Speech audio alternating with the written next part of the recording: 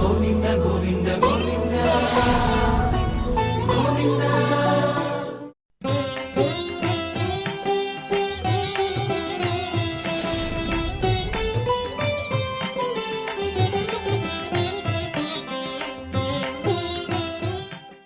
గురుర్బ్రహ్మా గురుర్విష్ణుః గురుర్దేవో మహేశ్వరః గురుస్సాక్షాత్ పరం బ్రహ్మ తస్మై శ్రీ గురవే నమః. సుగ్రీవాదియుతం శ్రీశం భస్మాంగావృతమీశ్వరం మహేశ్వర సమం ధ్యాయేత్ కిష్కింధాకాండవుత్తమే. శ్రీరామచంద్ర పరబ్రహ్మణే నమః. అథ శ్రీమద్ రామాయణే ఆదికావ్యే కిష్కింధాకాండే అష్టమః సర్గః. హృష్టః కథయ విస్రబ్ధః యావదారోప్యతే ధనుః సృష్టశ్చ హి మయా బాణః నిరస్తశ్చ రిపుస్తవ.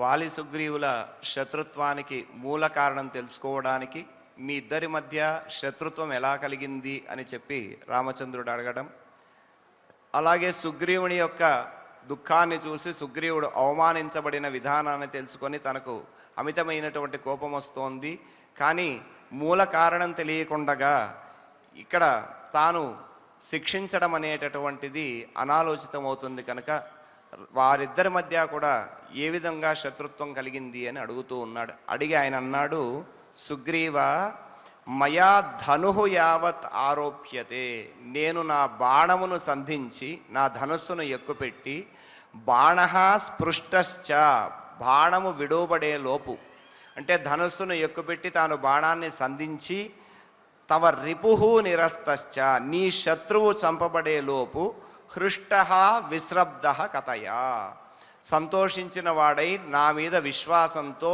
జరిగినది జరిగినట్టుగా తెలియజేయవయ్యా సుగ్రీవ అని అంటున్నాడు. ఇక్కడ రామచంద్ర ప్రభు ఒక మాట అన్నాడు, తవ రిపుః అని అన్నాడు, నీ శత్రువు అని అన్నాడు. అంటే ఇంకా అసలు సుగ్రీవుడు తాను ఏ విషయము కూడా చెప్పలేదు, వాలి తనకు శత్రువు అని మాత్రం ఇప్పటి వరకు చెప్పాడు. అసలైనటువంటి కారణం ఏమిటి అని చెప్పి రామచంద్ర ప్రభు అడుగుతూ ఉన్నాడు. అడుగుతున్నటువంటి రామచంద్ర ప్రభువే తిరిగి ఇక్కడ నీ శత్రువు అయినటువంటి వాలిని సంహరించే లోపు అని అన్నాడు. అంటే ఇక్కడ రామచంద్ర ప్రభువు ఈ విధంగా తవ రిపుః అనేటటువంటి మాట అంటే వాలి సుగ్రీవుల శత్రుత్వానికి మూల కారణం ఏమిటో తెలియదు, వాలి ఎటువంటి వాడో ఏ దోషాన్ని ఆచరించాడో తెలియదు. ఇవేవీ కూడా తెలియకుండగా వాలి వలన అధికమైనటువంటి దుఃఖాన్ని పొందినవాడు సుగ్రీవుడు కనుక సుగ్రీవుడు చెప్పిన మాటలను పట్టుకొని తాను ఈ విధంగా అంటున్నాడేమో అని మనకు అనిపిస్తుంది. మరి వాలి పక్షాన్ని ఇక్కడ ఎందుకంటే సుగ్రీవుడి మాటలే ఇప్పటి వరకు విన్నాడు, వాలి పక్షాన్ని ఎవడు కూడా ఏ మాట చెప్పేవాడు అక్కడ సుగ్రీవుడి వద్ద లేరు. మరి వాలి గురించి ఎవరు చెప్పారయ్యా అంటే సుగ్రీవుడే చెప్పాడు. సుగ్రీవుడు వాలి వలన ఇబ్బంది పడి ఉన్నాడు కనుక వాలి గురించి ఆయన మంచిగా చెప్పడు, అంతా వాలి ఏదైతే తన కష్టాన్ని కలిగించాడో అవి చెబుతాడు. మరి అలాంటిది ఇక్కడ తవరిపుః అని ఎలా అంటాడు, నీ శత్రువుని నేను సంహరించే లోపు అనే మాట రామచంద్ర ప్రభు ఎలా అంటాడనే సందేహం కలుగుతుంది. సాధారణంగా అన్నదమ్ముల మధ్య గొడవలు అనేటటువంటివి వస్తూ ఉంటాయి. అలా అన్నదమ్ముల మధ్య కలహం కలిగినప్పుడు ధర్మాత్ములైనటువంటి వారు ఎవరైనా ఉంటే వారి మధ్య భాగ పరిష్కారం అనేటటువంటిది చేసి ఇదిగో ఈ రాజ్యాన్ని నువ్వు పరిపాలించుకో, ఈ రాజ్యాన్ని నువ్వు పరిపాలించుకో అని చెప్పి వారిద్దరికీ కూడా రాజ్యాలను పంపకం చేయడమో ఏదో జరుగుతుంది. అలా కాకుండా అన్నదమ్ముల్లో ఒకడు బలవంతుడు, ఇక్కడ వాలి బలవంతుడు కనుక బలవంతుడైనటువంటి వాడు ఏం చేస్తాడు, రెండో వాడి దగ్గర ఉన్నటువంటి రాజ్యాన్ని కూడా తాను లాక్కొని వాడిని బయటికి తరిమేస్తాడు, అది అధర్మం. ఇక్కడ వాలి కూడా తాను పరాక్రమవంతుడు, అలాగే సుగ్రీవునితో శత్రుత్వాన్ని కలిగించుకొని సుగ్రీవునితో శత్రుత్వాన్ని ఏర్పరచుకొని సుగ్రీవుని రాజ్యం నుంచి గెంటేశాడు. ఇలా వాలి రాజ్యం నుంచి గెంటేయడం అనేటటువంటిది ధర్మ విరుద్ధము, రాజ్య బహిష్కృతుడిని చేయకూడదు. సోదరుడు కదా, సోదరుడైనటువంటి వాని పట్ల ఈ విధమైనటువంటి వ్యవహారం అధర్మము అని వాలి చేసినటువంటి మొదటి తప్పు. ఇక రెండవది ఏమిటయ్యా అంటే సుగ్రీవుడు చెప్పాడు తన యొక్క బంధువుల్ని తన స్నేహితులందరినీ కూడా నిష్కారణంగా చెరసాల్లో బంధించాడు అని. సుగ్రీవుని తరిమేసి వారి బంధువుల్ని ఆయన స్నేహితులందరినీ కూడా అకారణంగా చెరసాల్లో బంధించి ఉండడం వాలి చేసినటువంటి రెండవ దోషం. మూడవది అతిపెద్ద దోషం ఏమిటి, అతి ప్రబలమైన దోషం ఏమిటి అంటే తమ్ముడిని తరిమేయడమే కాకుండా తమ్ముని భార్యను తాను అపహరించడం అనేటటువంటిది మూడవ దోషం. ఈ విధంగా 3 తప్పులు చేసినటువంటి వాడి వాలి. మరి ఈ విషయాలన్నీ చెప్పిన వాడెవరయ్యా? సుగ్రీవుడే కదా ఈ మాటలన్నీ కూడా చెప్పాడు.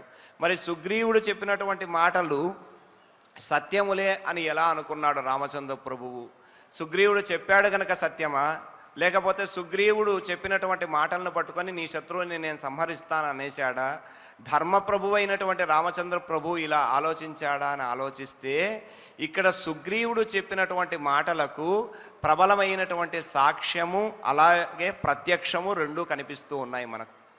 ఏమిటంటే, ఒకటి, సుగ్రీవుడు రాజ్యాలను కోల్పోయి వనాల్లో నివసిస్తూ ఉన్నాడు. ఒకవేళ తాను అబద్ధమే చెప్పాడు అనుకుంటే వాలి వలన రాజ్య బహిష్కృతుడై తాను భూమండలం అంతా కూడా తిరిగి ఎక్కడా వాలి వలన రక్షణ లేకుండగా చివరికి ఋష్యమూక పర్వతం మీద వచ్చి వనాల్లో నివసించవలసినటువంటి అవసరం లేదు.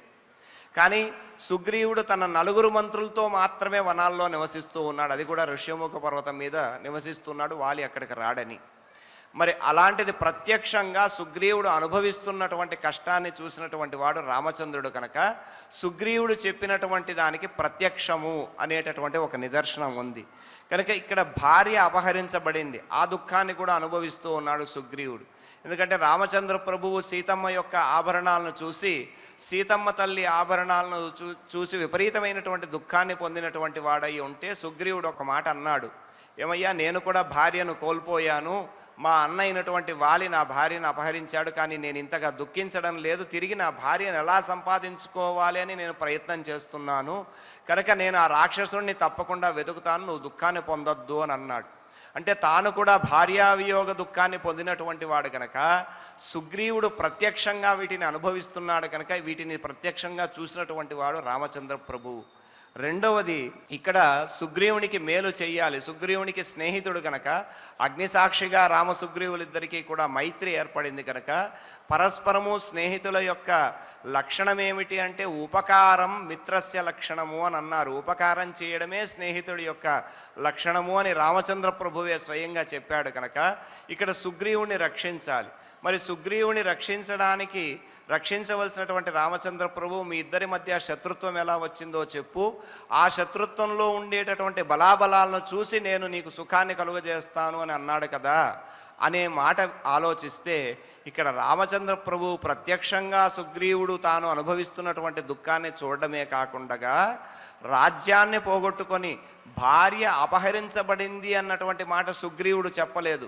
మొట్టమొదటిసారి స్వామి హనుమ రామలక్ష్మణులను చూసినప్పుడు సుగ్రీవుని యొక్క స్థితిని చెబుతూ సుగ్రీవుని యొక్క భార్యను ఆయన అన్న అపహరించాడయ్యా అనే విషయం చెప్పాడు. హనుమంతుడు అసత్యం చెప్పడు, ఆ విషయం స్పష్టంగా తెలిసినటువంటి వాడు రామచంద్ర ప్రభు కనుక ఇక్కడ ప్రత్యక్షము సాక్ష్యము ప్రబలమైనటువంటి సాక్ష్యం రెండూ ఉన్నాయి కనుక రామచంద్ర ప్రభు ఇవన్నీ కూడా ఆలోచించుకొని వాలి అధర్మాత్ముడని నిర్ణయం చేసుకొని నీ శత్రువైనటువంటి వాలిని సంహరించే లోపుగా జరిగినటువంటి యథార్థాన్ని చెప్పు అనేటటువంటి మాటను చాలా స్పష్టంగా ఇక్కడ చెప్పాడు తప్ప రామచంద్ర ప్రభు ఏ రకంగా కూడా నీ శత్రువు అనేటటువంటి ప్రయోగం అనాలోచితంగా చేయలేదు. అధర్మాత్ముడైనటువంటి వాలి తాను ఆ ధర్మమూర్తి అయినటువంటి ఈ సుగ్రీవుని పట్ల చేసినటువంటి దోషం ఏదైతే ఉందో ఆ దోషాన్ని స్పష్టంగా తెలుసుకోవాలని చెప్పి ఇక్కడ వాలి దోషి అనేటటువంటి నిశ్చయానికి వచ్చినటువంటి వాడు కనుక అసలు శత్రుత్వానికి ఉన్నటువంటిది అంటే వాళ్ళ ఇద్దరి మధ్య కూడా ప్రబలమైన దోషం కనుక వాలిదే అయితే వాలి సంహారం నిశ్చయం అనేటటువంటి మాట తథ్యమవుతుంది కనుక వీరిద్దరి మధ్య శత్రుత్వానికి కారణం ఏమిటి అని అడుగుతూ నీ శత్రువు సంహరింపబడే లోప చెప్పవయ్యా అని అన్నాడు. ఈ విధంగా రామచంద్ర ప్రభువు ధర్మము పట్ల ఆసక్తి కలిగినటువంటి వాడే తప్ప తాను నీ శత్రువును సంహరిస్తాను అని కేవలం సుగ్రీవుని మాటలు పట్టుకొని ఆయన మాట్లాడలేదనేటటువంటి విషయాన్ని కూడా ఇక్కడ రామచంద్ర ప్రభువు మాటల్లోనే స్పష్టమవుతోంది. ఇలా చెబుతూ ఏవముక్తస్తు సుగ్రీవః కాకుత్స్థేన మహాత్మన ప్రహర్షం అతులం లేభే చతుర్భిః సహ వానరైః. మహాత్మన కాకుత్స్థేన ఏవ ముక్తః. మహానుభావుడైనటువంటి రామచంద్రుడు ఈ విధంగా ఎప్పుడైతే చెప్పాడో అంటే నీ శత్రువు సంహరింపబడేలోగా నీవు యథార్థాన్ని నాకు చెప్పు, మీ శత్రుత్వానికి కారణమన్న మాట విని సుగ్రీవ చతుర్భిః సహా అతులం ప్రహర్షం లేవే. నలుగురు మంత్రులతో పాటు ఉన్నటువంటి సుగ్రీవుడు అమితమైనటువంటి ఆనందాన్ని పొందాడు. ఎందుకంటే తన కష్టాన్ని రామచంద్రుడికి చెప్పుకున్నాడు. తనకు మిత్రుడే దిక్కు అని చెప్పి తనకు సుఖాన్ని కలిగించవలసినటువంటి వాడు నీవే అని చెప్పి రామచంద్ర ప్రభువును వేడుకున్నాడు. ఇలా స్నేహితునితో కలిసి సుఖదుఖాలు అనేటటువంటివి అనుభవించడంలో సమతను పాటించేటటువంటి వాడు రామచంద్రుడు కనుక ఆయన ఈ మాటలను అన్నాడు. అంటే రామచంద్రుని యొక్క పరాక్రమము, రామచంద్రుని యొక్క బాణముల వైశిష్ట్యము ఇవన్నీ కూడా సుగ్రీవులు అలాగే హనుమ సంభాషణలో చక్కగా తెలిసాయి. అలాంటి గొప్ప బాణ శక్తి సామర్థ్యం కలిగినటువంటి వాడు, గొప్ప పరాక్రమం కలిగినటువంటి వాడు రామచంద్రుడు కనుక వాలిని సంహరిస్తాడనేటటువంటి నిశ్చయమైనటువంటి మాటను విని మహదానందాన్ని పొందినటువంటి వారై తిరిగి సుగ్రీవుడు తన యొక్క వృత్తాంతాన్ని చెబుతూ ఉన్నాడు. అలా చెబుతూ తతప్రహృష్టవదనః సుగ్రీవో లక్ష్మణాగ్రజే వైరస్య కారణం తత్వం ఆఖ్యాతుముపచక్రమే. రామచంద్రుడు పలికినటువంటి మాటలు విని ప్రహృష్ట వదన సుగ్రీవ, సంతోషమైనటువంటి ముఖం, విప్పారినటువంటి ముఖము. ఎందుకంటే తన కార్యం నెరవేరబోతోంది, వాలి సంహరింపబడతాడు, వాలి సంహారం చేత తనకు సుఖం కలుగుతుంది, తన రాజ్యం లభిస్తుంది, తన భార్యను తాను తిరిగి పొందుతాడు. కనుక ఇంత ఆనందంతో ఉన్నటువంటి సుగ్రీవుడు వైరస్య కారణం తత్వం, తన శత్రుత్వానికి ఉన్నటువంటి కారణాన్ని ఆఖ్యాతం ఉపచక్రమే చెప్పడానికి సిద్ధపడ్డాడట. ఇలా తన యొక్క శత్రుత్వానికి ఉన్న కారణాన్ని చెప్పడానికి సిద్ధపడ్డాడు అనేటటువంటి మాటతో కిష్కింధాకాండలో ఉన్నటువంటి 8వ సర్గ పూర్తవుతుంది. ఈ విధంగా రామసుగ్రీవుల మధ్య జరుగుతున్నటువంటి ఈ సంభాషణ, అలాగే వాలి సంహారానికి కారణమైనటువంటి ఈ వాక్యాలను తెలియజేసేటటువంటి 8వ సర్గను మనం పూర్తి చేసుకున్నాం. ఇది శ్రీమద్ రామాయణే ఆది కావ్యే కిష్కింధాకాండే 8వ సర్గ. ఇక సుగ్రీవుడు వాలితో కలిగినటువంటి శత్రుత్వం ఏ విధంగా ఉందో దాన్ని చెబుతున్నటువంటి 9వ సర్గలోనికి మనం ప్రవేశిస్తూ ఉన్నాం. అథ శ్రీమద్ రామాయణే ఆది కావ్యే కిష్కింధాకాండే 9వ సర్గ. వాలీ నామ మమ భ్రాత జ్యేష్ఠశత్రునిషూదనః పితుర్బహుమతో నిత్యం మమాపి చ తథా పురా.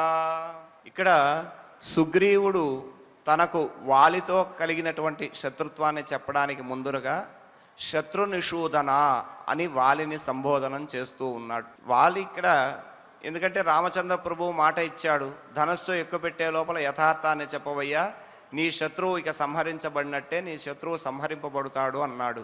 ఆ మాటలు విని పరమానందం కలిగింది సుగ్రీవునికి. అలా పరమానందంతో ఉన్నటువంటి సుగ్రీవుడు వాలి గురించి తెలిసినటువంటి వాడు గనక వాలి గురించి చెబుతూ, అంటే వాలి భయాన్ని బాగా పొందినవాడు, వాలి పేరు చెబితే భయపడేటటువంటి వాడు, అంత భయాన్ని కలిగినటువంటి ఆ సుగ్రీవుడు శత్రునిషూదన అని అన్నాడు. అంటే శత్రు సంహారకుడైనటువంటి వాలి. తన శత్రువు ఎవరు అనంటే వాలి, వాలికి శత్రువు ఎవరు అంటే సుగ్రీవుడు. కనుక తనను సంహరించడానికి సిద్ధంగా ఉన్నటువంటి వాడు తన సోదరుడే అయినప్పటికీ కూడా తనకు శత్రువు అయ్యాడు. కనుక అలాంటి శత్రునిషూదనుడైనటువంటి వాలీ నామ మమ జ్యేష్ఠ భ్రాత, వాలి అని పేరు కలిగినటువంటి వాడయ్యా. ఆ పేరు కలిగినటువంటి మమ జ్యేష్ఠ భ్రాత, నాకు ఆయన పెద్ద సోదరుడు, అంటే నాకు అగ్రజుడు, అన్న అయినటువంటి వాడు శత్రువు ఎలా అయ్యాడు అనేటటువంటి విషయం చెబుతున్నాడు. నిత్యం పితుహు బహుమత, ఎల్లప్పుడూ కూడా మా తండ్రి గారికి ఆయన చాలా ఇష్టమైనటువంటి వాడు. సాధారణంగా పెద్ద కొడుకు అనంటే తండ్రికి ఎక్కువ ఇష్టం ఉంటుంది, అధికమైనటువంటి ప్రేమ ఉంటుంది. కనుక వాలి అంటే మా తండ్రికి చాలా ఇష్టం. పురా మమచాపి తథా, ఇక్కడ సుగ్రీవుడు ఒక మాట చెప్తున్నాడు. పురా అంటే ఇతను నాకు శత్రువు కాకముందు, పురా మమచాపి తథా, నాకు కూడా మా తండ్రికి ఏ విధంగా ప్రియుడో ఆ విధంగా నాకు కూడా ఇష్టమైనటువంటి వాడు వాలి. అంటే వాలి సుగ్రీవుల మధ్య మొదటి నుంచి కూడా విరోధం లేదు, వారిద్దరి మధ్య శత్రుత్వం లేదు, ఇది మధ్యలో వచ్చినటువంటి శత్రుత్వం. కనుక ఈయన శత్రువు కాకముందు ఏ విధంగా ఉన్నాడు అనంటే పరస్పరము కూడా ఇష్టమైనటువంటి వారే అనేటటువంటి మాట ఇక్కడ పురా మమచాపి తథా అనే వాక్యం ద్వారా సుగ్రీవుని మాట ద్వారా మనకు తెలుస్తోంది. మరి వాలి సుగ్రీవులు ఇద్దరు సోదరులు అనేటటువంటి వృత్తాంతం ఏమిటి అని అంటే, వీరిద్దరూ కూడా వృక్షరజుడు అనేటటువంటి వానరుని యొక్క కుమారుడు. ఇక్కడ వృక్షరజురుడు అనేటటువంటి ఆయన ఎలా జన్మించాడయ్యా అనంటే, కాంచనాద్రి మీద బ్రహ్మగారు తపస్సు చేసుకుంటూ ఉన్నారు. అలా ఆయన తపస్సు చేసుకుంటూ ఉంటే ఆయన కన్ని నుంచి వచ్చినటువంటి నీరు, ఆ కన్నీటి నుంచి వానర రూపంగా జన్మించినటువంటి వాడు వృక్షరజుడు అనే పేరుతో పిలువబడ్డాడు. సరే, ఆయన బ్రహ్మగారు చెప్పాడు, ఈ వనాల్లో నువ్వు సంచరిస్తూ ఉండు, ఇక్కడ ఉన్నటువంటి ఫలాలన్నీ కూడా తిని నీ ఆకలిని తీర్చుకుంటూ ఈ వనంలోనే సంచారం చేస్తుండవయ్యా అని అన్నాడు. ఆ విధంగానే వృక్షరజుడు బ్రహ్మగారి ఆదేశం మేరకు తాను ఆ వనాల్లోనే సంచరిస్తూ అక్కడ ఉన్నాడు, కాంచనాద్రి పర్వతం దగ్గర. అలా ఉండగా ఒకనాడు ఏమైందంటే, వృక్షరజుడు తూర్పు శిఖరం వద్ద ఉన్నటువంటి ఒక కొలం దగ్గరికి వెళ్ళాడు. కొలంలో ఇలా చూసుకుంటే నీటిలో ఆయన ప్రతిబింబం కనపడిందట. ప్రతిబింబం కనబడితే ఇంకో ఎవడో వానరుడి లోపల ఉన్నాడు, వాడిని అంతం చూద్దామని చెప్పి ఆయన కొలంలో దిగాడు. కొలంలో దిగితే ఎవరూ లేరు. తిరిగి మళ్ళీ కొలం నుంచి బయటకు వచ్చాడు. అలా కొలను నుంచి బయటకు రాగానే ఈ పురుషునిగా ఉన్నటువంటి వృక్షరజుడు కాస్త స్త్రీ రూపాన్ని ధరించాడు. అలా స్త్రీ రూపాన్ని ధరించినటువంటి ఆ వృక్షరజుడిని సాయం వేళలో చూసినటువంటి సూర్యుడు, అలాగే బ్రహ్మగారి దగ్గర నుంచి ఇంద్రుడు, వీరిద్దరూ కూడా మోహించి వారి యొక్క తేజస్సు వాలము మీద పడగా ఆయన వాలి అనేటటువంటి ఆయన జన్మించాడు. గ్రీవం అంటే కంఠభాగం నందు పడగా సుగ్రీవుడు అనేటటువంటి వాడు జన్మించాడు. అలా వృక్షరజుడికి వీళ్ళిద్దరూ కూడా కుమారులయ్యారు. సరే, మరుసటి రోజున తిరిగి తన యొక్క పూర్వ రూపాన్ని పొందాడు. అంటే తాను పురుష స్వరూపంలో మారిపోయాడు. ఈ విచిత్రాన్ని చూసి ఏమిటో తెలుసుకోవాలని బ్రహ్మగారి దగ్గరికి వెళ్ళాడు వృక్షరజుడు. అలా వెడితే బ్రహ్మగారు అన్నారు, ఆ కొలనుకు ఒక శాపం ఉందయ్యా. పార్వతీదేవి ఆ కొలనుకు ఒక శాపాన్ని ఇచ్చింది. ఆ శాప ప్రకారంగా ఎవరైతే ఆ కొలంలో దిగుతారో వారు స్త్రీ రూపాన్ని పొందుతారు. ఆ స్త్రీ రూపం కూడా ఒకరోజు మాత్రమే ఉంటుంది. నీవు ఆ విధమైనటువంటి శాపాన్ని పొంది శాపం నుంచి విముక్తిని కూడా పొందావు కనుక నీవు వెళ్ళి కిష్కింధ రాజ్యాన్ని పరిపాలన చేసుకో నీ ఇద్దరు కుమారులతో అని చెప్పి బ్రహ్మగారు ఆదేశించారు. అలా బ్రహ్మగారి ఆదేశం మేరకు వృక్షరజుడు కిష్కింధ రాజ్యాన్ని పరిపాలన చేస్తూ ఉన్నాడు. వాలి సుగ్రీవులిద్దరూ కూడా చక్కగా పరస్పరము సోదరులిద్దరూ కూడా ఏ విధంగా ఉండాలో ఆ విధంగా ప్రీతిభావంతో ఉన్నారు. ఇది వాలి సుగ్రీవుల యొక్క సంక్షేపమైనటువంటి వృత్తాంతం. ఇలా వృక్షరజుడు రాజ్యాన్ని పరిపాలన చేస్తూ ఉండగా వాలి సుగ్రీవులు ఇద్దరూ కూడా ఎటువంటి విరోధం లేకుండగా, ఎందుకంటే సుగ్రీవుడే అన్నాడు, నాకు అన్న అయినటువంటి వాడు తండ్రికి ఎంత ప్రియమైన వాడో నాకు కూడా అంత ప్రియమైనటువంటి వాడు, నాకు అంత ఇష్టమైనటువంటి వాడు అని చెప్పాడు. కనుక అలా వారిద్దరూ కూడా ఎటువంటి శత్రుత్వము లేకుండా ఉన్నారు. మరి అలా శత్రుత్వం లేనటువంటి వారు శత్రువులు ఎలా అయ్యారు అంటే, ఇక్కడ వాలి సుగ్రీవ అనేటటువంటి రెండు పదాలు ఉన్నాయి. ఆ పేర్లు కూడా చాలా చమత్కారంగా ఉన్నాయి. ఒక ఆయనేమో వాలమునకు జన్మించినటువంటి వాడు, ఒక ఆయన కంఠమున జన్మించినటువంటి వాడు అన్నారు.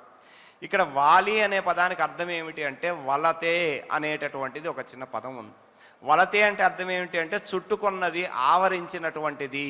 అంటే ఈ రెండు పదాల యొక్క అంతరార్థాన్ని చూస్తే ఏ ఇద్దరు సోదరులు ఎలా శత్రువులయ్యారు, వారు ఎవరి చేత రక్షించబడ్డారనేది కూడా తెలుస్తుంది మనకు. అందుకే ఆ పేర్లలో ఉన్న అంతరార్థాన్ని కూడా చూడాలి. ఇక్కడ వాలి అంటే అర్థం ఏంటంటే వలతే, చుట్టుకొన్నది, ఆవరించినటువంటిది, మాయా. మాయా అనేటటువంటి అర్థం వాలి అన్నదానికి చెప్పుకోవచ్చు. ఎందుకంటే అది అంతా ఆవరించి ఉంటుంది, అంతా కూడా చుట్టుకొని ఉంటుంది.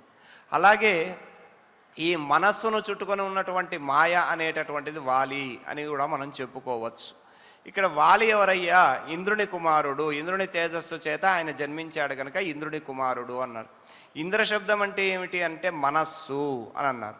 ఇక్కడ ఎందుకంటే ఇంద్రియాలకు చైతన్యాన్ని ఇచ్చేది. ఇంద్రియములన్నీ కూడా చైతన్యంగా అంటే కళ్ళు, అలాగే ముక్కు, చెవులు ఇవన్నీ కూడా మనస్సు యొక్క అధీనంలో ఉంటాయి. ఆ మనస్సు చెప్పినట్టుగా వింటూ ఉంటాయి. కనుక ఈ ఇంద్రియములకు చైతన్యాన్ని ఇచ్చేటటువంటిది మనస్సు అనేటటువంటి అర్థంలో కూడా ఇక్కడ వాలి అనే శబ్దం చెప్పుకోవచ్చు. ఇకపోతే సుగ్రీవ అని అన్నారు. గ్రీవము అంటే అర్థం ఏమిటి అంటే కంఠము. గ్రీవము అంటే ఇక్కడ ఉన్నటువంటి కంఠభాగం. సుగ్రీవ అంటే చక్కని కంఠము అని అర్థం. మనకు శరీరంలో షట్చక్రాలు ఉంటాయి. అందులో ఇక్కడ కంఠస్థానంలో ఉండేటటువంటిది విశుద్ధ చక్రము అని అంటారు. కంఠస్థానానికి సంబంధించినటువంటిది.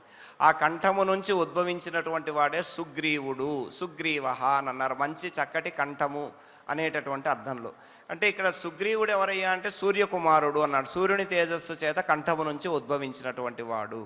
సూర్యుడు ఏం చేస్తాడు? బుద్ధి ప్రచోదనం చేస్తాడు. తన యొక్క తేజస్సు చేత అజ్ఞానాన్నంతటినీ కూడా తొలగింపజేసి ఆయన చక్కటి చైతన్యము ప్రకాశము కలిగినటువంటి వాడు బుద్ధిని ప్రచోదనం చేస్తాడు. అదే విశుద్ధ చక్రము అని అన్నారు. విశుద్ధతను ప్రచోదన చేసేటటువంటిది, దానికే విశుద్ధి చక్రము అని పేరు. ఈ విశుద్ధి చక్రాన్ని దాటుకొనే ఆజ్ఞా చక్రము అంటే పరమాత్మ యొక్క తత్వాన్ని తెలుసుకోవడము అనేటటువంటిది జరుగుతుంది. కనుక ఇక్కడ సుగ్రీవుడు అనేటటువంటి పదం ఏమిటి అంటే భగవద్ విజ్ఞానం చేత విశుద్ధి తత్వం తెలిసినటువంటి వాడు అని చెబుతున్నాడు. కనుక మాయ చేత ఆవృతమై ఉన్నటువంటిది ఆ మాయ విశుద్ధి తత్వము, ఈ రెండూ కూడా సోదరులుగా చెప్పబడ్డారు. ఇక్కడ ఆ మాయ వాలి అయితే విశుద్ధి తత్వము అనేటటువంటిది సుగ్రీవుడు. కనుక సుగ్రీవుడు మాయ చేత ఆవరించబడ్డాడు అంటే వాలి చేత ఆయన ఇప్పటి వరకు అజ్ఞాతంగా ఉన్నాడు. అంటే వాలి తనను ఎక్కడ సంహరిస్తాడో అని మాయ అనేటటువంటి వాలి చేత ఆవరించబడినటువంటి వాడు. మరి ఈ విశుద్ధ చక్రం ఎప్పుడయ్యా సూర్యుని తేజస్సు వలె ప్రకాశిస్తుంది అని అంటే భగవత్ సహాయం లభించి మాయను ఛేదించినప్పుడు విశుద్ధ జ్ఞానం ప్రకాశిస్తుంది.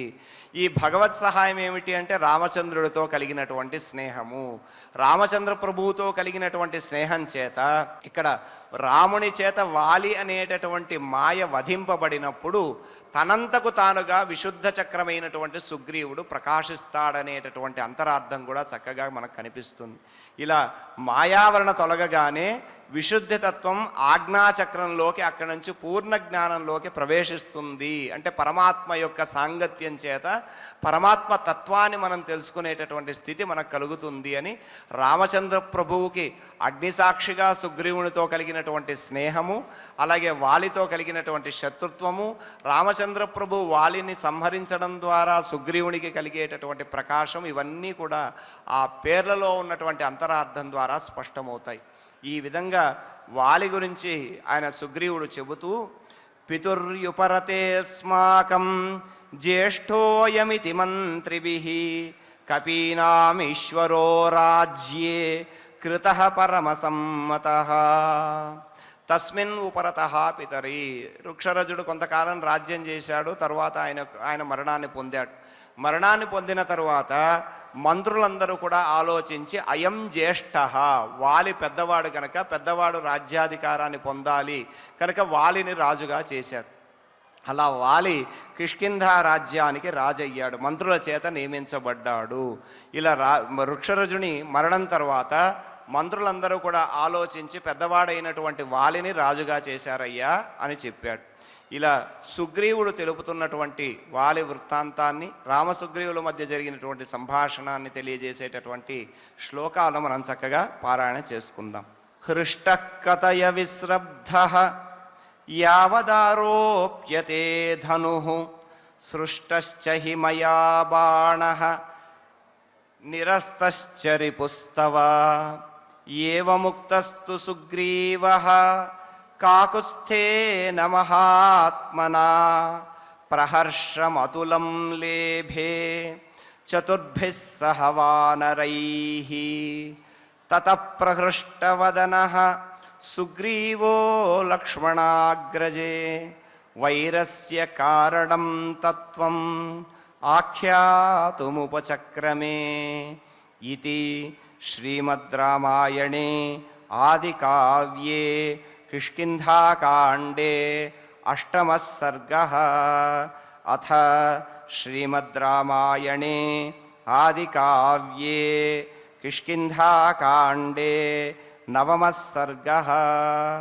వాలీ నామ మమ భ్రాత జ్యేష్ఠః శత్రునిషూదనః పితుర్బహుమతో నిత్యం మమాపి చ తథా పురా పితుర్యుపరతే స్మాకం జ్యేష్ఠోయమితి మంత్రిభిః కపీనామీశ్వరో రాజ్యే కృతః పరమసమ్మతః ఇతి శ్రీమద్ రామాయణే ఆదికావ్యే కిష్కింధాకాండే నవమే సర్గే శ్లోకద్వయం. క్షమాప్రార్థనలతో మంగళాంతంగా ఈ కార్యక్రమాన్ని పరిపూర్ణం చేసుకుందాం. యదక్షరపదభ్రష్టం మాత్రాహీనం చ యద్భవేత్ తత్సర్వం క్షమ్యతాం దేవ నారాయణ నమోస్తుతే. కాయేన వాచా మనసేంద్రియైర్వా బుద్ధ్యాత్మనా వా ప్రకృతే స్వభావాత్ కరోమి యద్యత్ సకలం పరస్మై నారాయణాయేతి సమర్పయామి. శ్రియకాంతాయ కళ్యాణనిధయే నిధయేర్థినాం శ్రీవేంకటనివాసాయ శ్రీనివాసాయ మంగళం. గోవింద